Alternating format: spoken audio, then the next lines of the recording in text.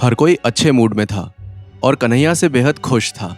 वो न केवल बहुत आकर्षक था, बल्कि ऐसा लगता था कि उसके पास बहुत सारी शातिर योजनाएं भी थी। लेकिन कन्हैया की हालत खराब देखकर हर कोई परेशान हो गया। तभी बड़े मोटू गब्बर ने कहा, अरे घबराने की कोई बात नहीं है। पहली बार इन जादुई जड़ी बूटियों को खाने पर काले खून की उल्टी होना आम बात है। मुझे तो ये जानकर खुशी हो रही है कि छोटा उस्ताद पागलों जैसी हरकतें नहीं कर रहा है। जब मैंने पहली बार जादुई जड़ी बूटियों को खाया था, सुरक्षा प्रबंधक को थप्पड़ मार दिया था और एक अधिकारी के कमरे के बाहर जाकर उल्टियां कर दी थी। उसके बाद पूरे 1 महीने तक कमबख्त ने मुझसे अपने बरामदे की सफाई करवाई थी। खैर, हमारा छोटू तो बच गया। इतना कहने के बाद बड़े मोटू गब्बर ने फैसला किया कि कन्हैया को उसकी बेहतरीन तरकीब के लिए इनाम देना उचित है। इसलिए उसने आधे बेहोश कन्हैया के हाथ में जादुई चावल का एक दाना थमा दिया और फिर बाकी मोटू भाइयों से कन्हैया को उसके कमरे में पहुंचाने के लिए कहा। कन्हैया फिलहाल आधे होश में था। वो खुशी से हंसता हुआ और लड़खड़ाता हुआ अपने कमरे में वापस आ गया। हालांकि बाकी मोटू भाइयों ने उसकी मदद करने की कोशिश की, लेकिन शायद नशे की वजह से कन्हैया में कुछ ज्यादा ही जोश आ गया था। इसलिए वो अकेले ही गिरता पड़ता अपने कमरे तक गया। बहरहाल, अपने कमरे में पहुंचने के बाद, इससे पहले कि कन्हैया बिस्तर पर चढ़ पाता, उसने जादुई जड़ी बूटियों और फलों को खाकर जो सारी आध्यात्मिक ऊर्जा ग्रहण की थी, वो अचानक उसके अंदर फूट पड़ी। उसका सिर घूम गया और वो मुंह के बल जमीन पर गिर गया, जहां उसने तुरंत खर्राटे लेना शुरू कर दिया। हालांकि इसके बाद वो उठ नहीं सका और जमीन पर ही पड़ा रहा, लेकिन पूरी रात वो अद्भुत ढंग से सोया। अगली सुबह जब उसने अपनी आंखें खोली तो उसकी आंखें खुशी से चमक उठीं। उसने नीचे देखा और पाया कि वो पिछले दिन की तुलना में अधिक मोटा हो गया था। इसके अलावा उसकी त्वचा गंदगी की चिपचिपी परत से ढकी हुई थी। ये देखकर उसे अजीब सी शर्मिंदगी हुई और उसे लगा कि शायद उसने नशे की हालत में अपने कपड़े गंदे कर दिए हैं। जब वो नहाने के लिए जल्दी से बाहर निकला तो बड़े मोटू गब्बर और अन्य मोटू भाई बाकी लोगों के लिए नाश्ता तैयार कर रहे थे। जब उन्होंने कन्हैया की घिसी पिटी शक्ल देखी तो वो हंसने लगे और कहने लगे, नौवे छोटे भाई, ये क्या हालत बना रखी है? क्या तुमने नींद में ही कपड़े खराब कर दिए? अरे क्यों परेशान कर रहे हो छोटे भाई को? चोर उस्ताद, तुम घबराना मत। तुमने नींद में अपने कपड़े खराब नहीं किए हैं। ये सारी गंदगी तुम्हारे शरीर की अशुद्धियों से आई है। एक बार जब तुम इससे छुटकारा पालोगे तो तुम्हारे लिए साधना करना बहुत आसान हो जाएगा। हाँ, सही कहा। बल्कि मेरी मानो तो कुछ दिनों की छुट्टी ले लो। चिंता मत करो, हमें किसी भी तरह तुम्हारी मदद की जरूरत नहीं पड़ेगी। वैसे भी तुम इतने नाजुक हो कि तुमसे काम करवाने का मन ही नहीं करता। कुछ दिनों बाद जब तुम ठीक हो जाओ तो फिर से काम करना शुरू कर देना। अरे काम को छोड़ो और अपने जादुई चावल को याद करो। उस जादुई चावल के उस दाने के बारे में मत भूलना जो बड़े मोटू भाई ने तुम्हें दिया था। इससे पहले कि वो खराब हो जाए, उसे जल्दी से खा लेना। ये सुनकर कन्हैया के चेहरे पे मुस्कुराहट आ गई। उसने कहा, ठीक है भाई लोगों, मदद के लिए शुक्रिया। अब मैं पहले नहा लेता हूँ। अगर किसी लड़की ने मुझे ऐसे देख लिया तो खामखा बेइज्जती हो जाएगी। इतना कहकर कन्हैया तुरंत बाथरूम की ओर भाग गया। नहाने के बाद काफी तरोताजा महसूस करते हुए कन्हैया अपने कमरे में लौट आया और उसने चूल्हे से कछुए के आकार की कढ़ाई उठा ली। फिर वो दोबारा बाहर गया और उसमें पानी भरकर लौट आया। इसके बाद उसने फिर से कढ़ाई को चूल्हे पर रख दिया। फिर उसने जादुई चावल की जांच करने के लिए उसके दाने को बाहर निकाला। ये चावल का दाना आम चावल के दाने जैसा बिल्कुल नहीं था। ये जादुई चावल का दाना कन्हैया के अंगूठे के आकार का था और दिखने में पारदर्शी होने के साथ साथ अजीब सी खुशबू से भरा हुआ था। कन्हैया ने आ भरते हुए लकड़ी के कुछ टुकड़े चूल्हे में फेंके, फिर आग जला दी और कहा, वाह, ये चावल कम और कांच का टुकड़ा ज्यादा लग रहा है। अगर अमर साधक इस चीज को खाते हैं तो ये जरूर कमाल का होगा। इतना कहकर उसने नीचे आग की ओर देखा और अपनी जीभ चटकाई। आग में जलती हुई लकड़ियों पर दोबारा नजर डालने पर कन्हैया को एहसास हुआ कि वो लकड़ी के साधारण टुकड़े नहीं थे। उन्हें देखकर कन्हैया ने कहा, इन अमर लोगों के भी अलग अलग ही ठाठ हैं। इनकी तो आग भी अलग है। यह कोई साधारण आग नहीं है। ये मेरे गांव की आग से भी तेज जलती है और बहुत ज्यादा गर्म भी है। लगभग इसी समय आग पहले से भी ज्यादा तेज जलने लगी और कछुए के खोल की कड़ाही के पीछे उकेरे गए डिजाइनों में से एक जलना शुरू हो गया, जो कछुए की पूंछ की तरह दिखाई देने लगा।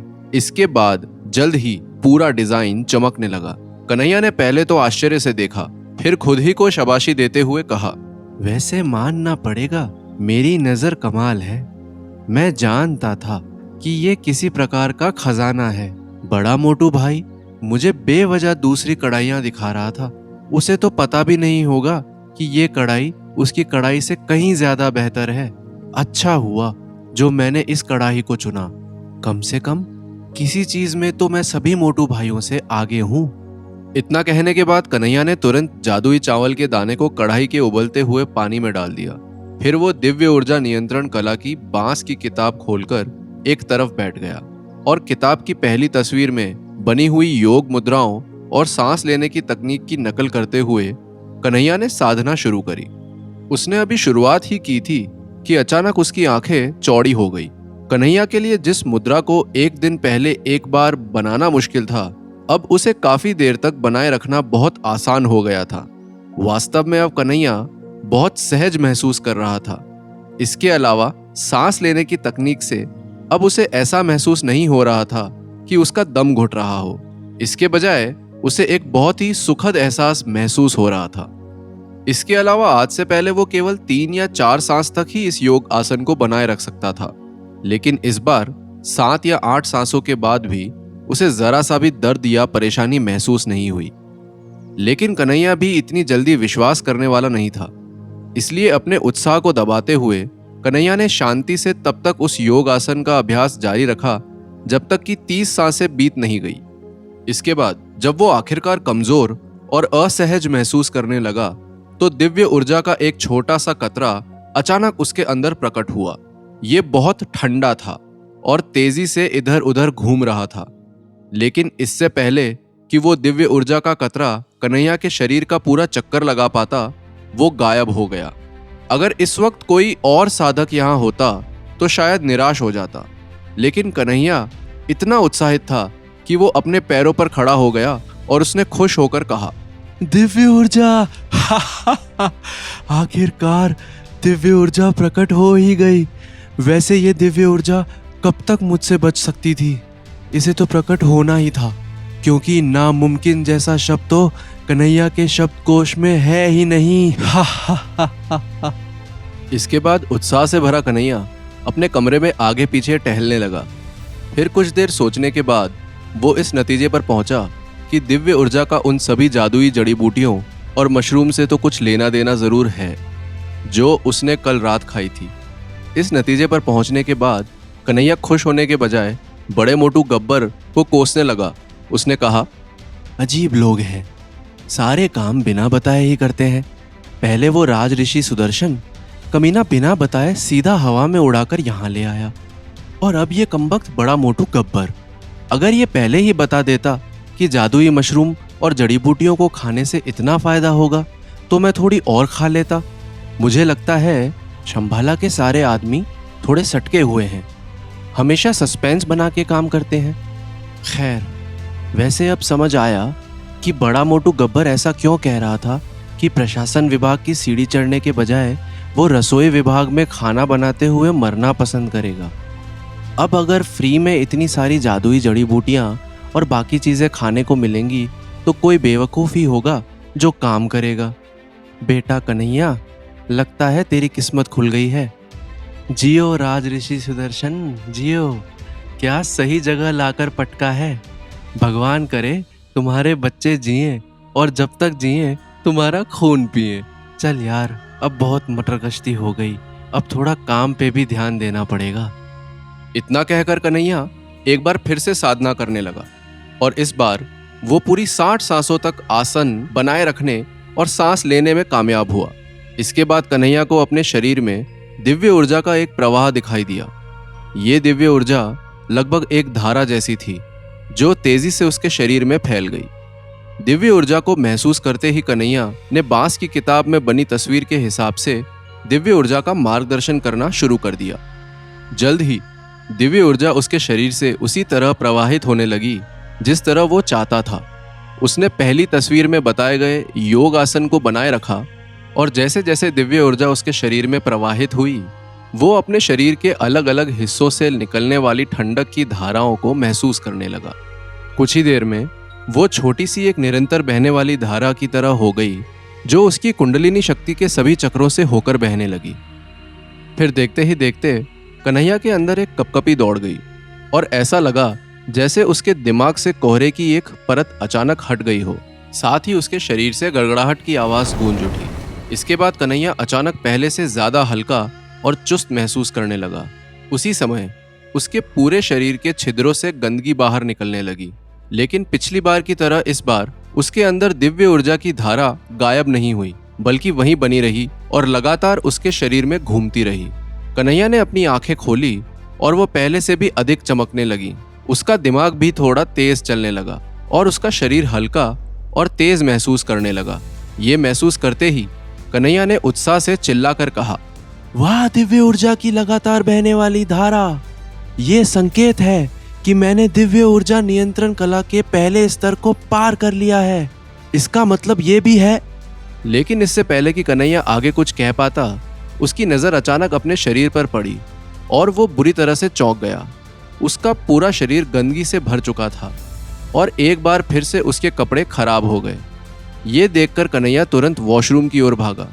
जब बड़े मोटू गब्बर और अन्य मोटू भाई लोगों ने कन्हैया को देखा तो उन्होंने एक दूसरे से नजरें मिलाई और हंसने लगे, लेकिन साथ ही वो थोड़ा हैरान भी थे क्योंकि कन्हैया बहुत जल्दी पहले स्तर पर पहुंच गया था। बहरहाल बाथरूम से वापस अपने कमरे में लौटने के बाद कन्हैया ने एक गहरी सांस ली और फिर उसने बांस की किताब को ज्यादा बारीकी से पढ़ना शुरू कर दिया। और पढ़ता भी क्यों नहीं, आखिरकार उसने अपने अमर होने के सपने की पहली सीढ़ी पर कदम जो रख दिया था। कुछ देर किताब को पढ़ने के बाद कन्हैया ने कहा, दिव्य ऊर्जा नियंत्रण कला के पहले स्तर की साधना के बाद मुझे चीजों में हेरफेर करने में सक्षम होना चाहिए। वाह, यह तो वाकई में जादुई तकनीक है। अब मैं हवा से चीजों को शूट कर सकता हूँ। चलो करके देखते हैं। इतना कहने के बाद कन्हैया ने तुरंत अपने दोनों हाथों को एक विशेष तरीके से एक साथ घुमाते हुए किताब में लिखे नियमों का पालन किया। फिर उसने पास की मेज पर अपनी उंगली लहराई। कन्हैया के ऐसा करते ही तुरंत उसके अंदर मौजूद दिव्य ऊर्जा की धारा हिरण की तरह उछल पड़ी और तेजी से उसकी पहली उंगली की ओर बढ़ती हुई उसकी उंगली की नोक से बाहर निकल गई। असल में ये एक अदृश्य धागे जैसा कुछ बन गया था जो पास की डेस्क से जुड़ गया, लेकिन जैसे ही ये धागा डेस्क पर पहुंचा, कनेक्शन बिगड़ सा गया और धागा टूट गया। साथ ही कन्हैया का चेहरा भी पीला पड़ गया। लेकिन कन्हैया ने हार नहीं मानी। उसने कुछ देर के लिए आराम किया। फिर उसने जो कुछ भी किया था उसके बारे में गहराई से सोचने लगा। सोचते सोचते कन्हैया के दिमाग में एक विचार आया और उसने कहा, मुखिया जी हमेशा कहते थे इंसान को औकात से ज्यादा नहीं उड़ना चाहिए, इसलिए उड़ना बंद कर कन्हैया और ध्यान लगा। ये डेस्क मेरी औकात से ज्यादा भारी है। मुझे किसी हल्की फुल्की चीज से शुरुआत करनी चाहिए। इसके बाद कन्हैया ने अपने बैग से लकड़ी की तलवार निकाली और उसे डेस्क के ऊपर रख दिया। हालांकि कन्हैया ये तो नहीं जानता था कि तलवार किस प्रकार की लकड़ी से बनी है, लेकिन डेस्क की तुलना में बहुत हल्की होने के बावजूद ये अभी भी असामान्य रूप से भारी लग रही थी। फिर भी कन्हैया ने कोशिश की। उसने अपनी उंगली उसकी ओर घुमाई और अचानक से लकड़ी की तलवार हिल गई। फिर धीरे धीरे 1 इंच ऊपर हवा में तैर गई, लेकिन अगले ही पल कन्हैया को चक्कर आया और लकड़ी की तलवार वापस डेस्क पर गिर गई। आखिर कन्हैया को चक्कर क्यों आया और लकड़ी की तलवार नीचे क्यों गिर गई? क्या कन्हैया अभी पूरी तरह से तैयार नहीं था, या कहीं उसकी दिव्य ऊर्जा खत्म तो नहीं हो गई थी? आखिर उस जादुई चावल के दाने का राज क्या था? क्या कन्हैया पूरी कर पाएगा अपनी अमर साधना?